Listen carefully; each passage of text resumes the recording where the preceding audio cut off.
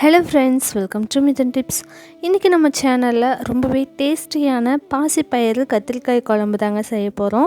பாசிப்பயிறு பார்த்திங்கன்னா யூஸ்வலாக தனியாக மட்டும்தான் செய்வோம். பட் இன்றைக்கி நான் இது கூட பார்த்திங்கன்னா கத்திரிக்காயும் ஆட் பண்ணியிருக்கேன். ஸோ ரொம்பவே டேஸ்டியான இந்த குழம்புக்கு என்னெல்லாம் தேவை, எப்படி செய்யலாம் அப்படிங்கிறத பார்க்கலாம் வாங்க.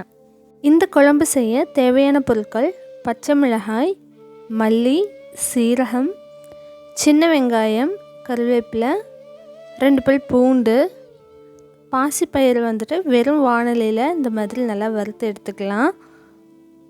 தக்காளி 1 மீடியம் சைஸ், பிஞ்சு கத்திரிக்காய் வந்துட்டு நான் ஒரு 6 கத்திரிக்காய் 7 கத்திரிக்காய் அந்த மாதிரி எடுத்திருக்கேன். அதுக்கப்புறம் மஞ்சள் தூள், வீட்டில் அரைச்ச குழம்பு மிளகாய் தூள். இது மட்டும்தான் இந்த குழம்பு செய்ய தேவையான இன்க்ரீடியன்ட்ஸ். ஸோ இதை எப்படி செய்யலான்னு பார்க்கலாம் வாங்க. ஃபஸ்ட்டு நம்ம எடுத்து வச்சுருந்த மல்லி சீரகத்தை வறுத்து எடுத்துக்கலாம். நான் இன்றைக்கி 3 டீஸ்பூன் அளவுக்கு மல்லி எடுத்திருக்கேன். அது கூட 1 டீஸ்பூன் அளவுக்கு சீரகம் எடுத்திருக்கேன். இப்போ நம்ம இந்த ரேஷியோவில் எடுத்துருக்கோம் இல்லையா, 3:1. இது பார்த்திங்கன்னா நம்ம 2 தடவை இந்த குழம்பு வைக்கிறதுக்கு யூஸ் பண்ணிக்கலாம். ஸோ இப்போது நம்ம இதை நல்ல வாசனை வர்ற அளவுக்கு வறுத்து எடுத்துக்கலாம். வெறும் வாணலியில் நல்லா வாசனை வர அளவுக்கு வறுத்து எடுத்து ஆற வச்சு பொடி பண்ணிக்கோங்க. இப்போ நம்ம குக்கரில் ஏற்கனவே வறுத்து வச்சுருக்கிற பாசிப்பயிறு சேர்த்திக்கலாம். சேர்த்திட்டு நல்லா ஒரு 4-5 தடவை வாஷ் பண்ணி எடுத்துக்கோங்க.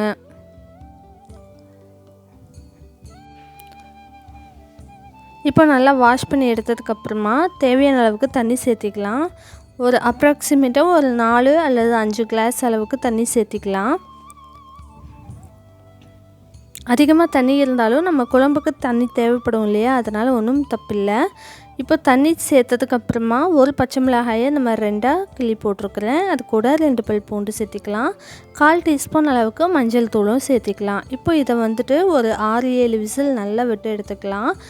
இப்போ மூடி வச்சுட்டு ஒரு 6-7 சவுண்டு வந்ததுக்கப்புறமா ஸ்டவ் ஆஃப் பண்ணிக்கலாம்.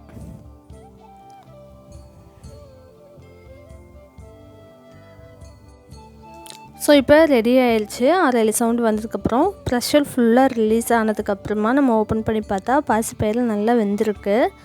நம்ம இதை ஓவர் நைட்லாம் சோக் பண்ணி வைக்கல. நம்ம அப்படியே வறுத்ததுக்கப்புறமா ஆற வச்சு நல்லா தண்ணியில் கழிஞ்சு வேக வச்சு எடுத்தாச்சு. இப்போ பார்த்திங்கன்னா நல்லா வெந்துருச்சு. இப்போ இதில் பார்த்திங்கன்னா தண்ணியை மட்டும் தனியாக இன்னொரு பாத்திரத்தில் வடித்து வச்சுட்டு இந்த மாதிரி மத்து வச்சு நல்லா கடைஞ்சி விட்டுக்கோங்க. அப்போ உங்களுக்கு குழம்பு கொஞ்சம் திக்கனாகவும் கிடைக்கும். அது மட்டும் இல்லாமல் இந்த நல்ல குழம்பு பதத்துக்கு நல்லாயிருக்கும். இந்த மாதிரி மத்து வச்சு நல்லா கடைஞ்சி விட்டுக்கோங்க. கடைஞ்சிட்டு இது தனியாக வச்சிடலாம். அதுக்கப்புறம் நம்ம வெங்காயம் தக்காளி எல்லாம் தாளிக்க ஆரம்பிச்சிடலாம். இப்போ நம்ம அதிலேருந்து வடித்த தண்ணி தான் இது தனியாக வச்சுக்கோங்க. இப்போது ஒரு மண் பாத்திரத்தில் நான் தேங்காய் எண்ணெய் சேர்த்திக்கிறேன். இந்த குழம்புக்கு தேங்காய் எண்ணெயில் செய்யும்போது இன்னுமே நல்ல வாசனையும் சுவையும் அதிகரிக்கும். இப்போது நம்ம எண்ணெய் சேர்த்ததுக்கப்புறமா எண்ணெய் நல்லா காஞ்சிருச்சு. இதில் ஒரு கைப்பிடி அளவுக்கு சின்ன வெங்காயம் பொடியாக நறுக்கினதை சேர்த்திடலாம். சின்ன வெங்காயம் நல்லா வதங்கி வரணும். நல்லா கலர் சேஞ்ச் ஆனதுக்கப்புறமா ஒரு மீடியம் சைஸ் தக்காளி நல்லா பொடியாக நறுக்கி இந்த வெங்காயத்து கூட சேர்த்து நல்லா மசிகிற அளவுக்கு வதக்கி விட்டுக்கலாம். சின்ன தக்காளியாக இருந்தால் 2 தக்காளியை எடுத்துக்கோங்க.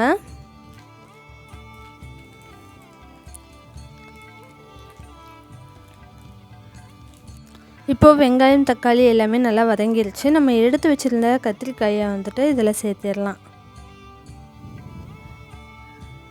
கத்திரிக்காயும் அதே மாதிரி இந்த எண்ணெயிலேயே நல்லா வதங்கிடணும். இப்போ நல்லா வெங்காய தக்காளி கூட மிக்ஸ் பண்ணி விட்டுட்டு ஒரு மூடி போட்டு அடுப்பை மீடியம் ஃப்ளேமில் வச்சு மூடி வச்சுருங்க. ஒரு 5 மினிட்ஸ் நல்லா குக் ஆச்சு அப்படின்னா அந்த எண்ணெயில் அந்த ஹீட்லேயே பார்த்திங்கன்னா நல்லா கத்திரிக்காய் வெந்துடும். அதுவும் மண் பாத்திரத்தில் நம்ம மூடி வச்சு செய்யும்போது அந்த ஹீட்டுக்கே நல்லா வெந்துடும். அந்த மணமும் பார்த்திங்கன்னா அவ்வளோ நல்லாயிருக்கும். இப்போ பார்த்திங்கன்னா நல்லா கத்திரிக்காய் வெங்காயம் தக்காளி நல்லா மிக்ஸ் ஆகி நல்லா வெந்திருக்கு. இந்த ஸ்டேஜில் நம்ம குழம்பு மிளகாய் தூள் சேர்த்திக்கலாம். நம்ம ஏற்கனவே மஞ்சள் தூள் பாசிப்பயிறு கூடவே சேர்த்திருக்கோம். ஸோ நான் இப்போ சேர்த்தலை. வீட்டில் அரைச்ச குழம்பு மிளகாய் தூள் இதில் சேர்த்திடலாம். இப்போ இந்த மிளகாய் தூளை நல்லா கத்திரிக்காய் வெங்காய தக்காளி கூட நல்லா மிக்ஸ் பண்ணி விட்டுக்கலாம்.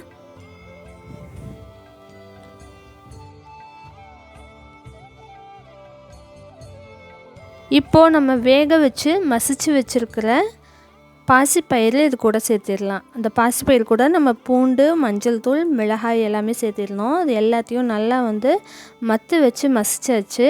அதை இது கூட சேர்த்திடலாம். அதே மாதிரி நம்ம தனியாக வடித்து வச்சுருந்த தண்ணியும் இது கூட ஆட் பண்ணிக்கலாம்.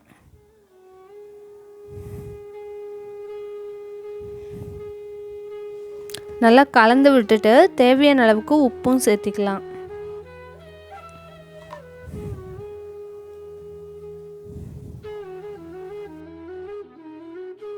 இப்போ தேவையான அளவுக்கு கல்லுப்பு சேர்த்திக்கிறேன். இப்போ மறுபடியும் அது எல்லாத்தையும் நல்லா கலந்து விட்டுட்டு நீங்கள் மூடி வச்சுருங்க. ஒரு 5 நிமிஷம் மீடியம் ஃப்ளேமில் வச்சு நல்லா மூடி வச்சு தேவையான அளவுக்கு இன்னும் கொஞ்சம் தண்ணி கூட நம்ம சேர்த்திக்கலாம். சேர்த்துட்டு அதுக்கப்புறமா நல்லா கலந்து விட்டு அப்புறம் மூடி வச்சு குக் பண்ணிக்கலாம். இப்போ தண்ணி மறுபடியும் ஒரு 3/4 கிளாஸ் அளவுக்கு நான் எடுத்துருக்கிறேன். இப்போ நல்லா மிக்ஸ் பண்ணி விட்டுட்டு மூடி வச்சிடலாம்.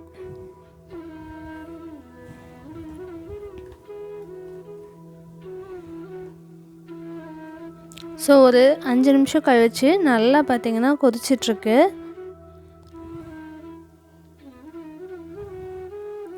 இப்போது நம்ம பவுடர் பண்ணி வச்சுருந்தோம் இல்லையா, மல்லி, சீரகம், அதை அதில் 2 டீஸ்பூன் அளவுக்கு மட்டும் இப்போ எடுத்துக்கலாம்.